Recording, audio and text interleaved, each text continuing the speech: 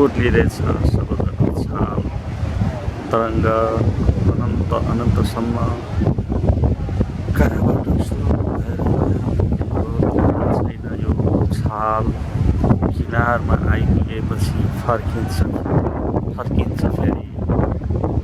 फेरि आउँछ र फर्किन्छ किनार छुन। त्यो किनार जहाँ उसले पुग्न खोजेको हो पुग्न छैन।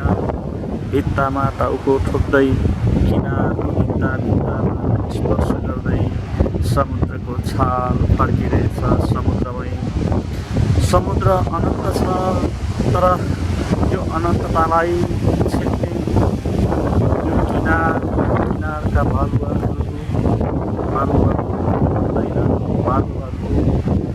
बालुवाले महल बनाउन मद्दत भने अवश्य गर्छ।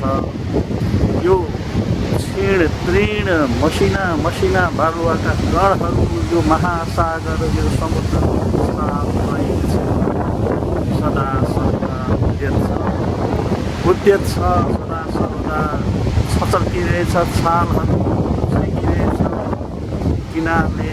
यो किनार अभेद्य चट्टान बनेको छ र समुद्रका छालहरू त्यहाँ आएर मिसिन्छन् पग्लिन्छन् ठोकिन्छन् र फर्किन्छन् फेरि समुद्रतिरै। यो नथाक्ने समुद्रका छालहरू र टिकिरहने किनारको यो कथा युगदेखि चलिरहेछ युगसम्म चलिरहन्छ।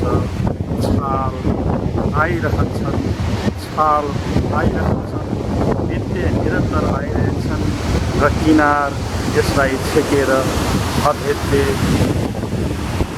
उभिरहेछ टिकिरहेछ सदा सर्वदा युगदेखि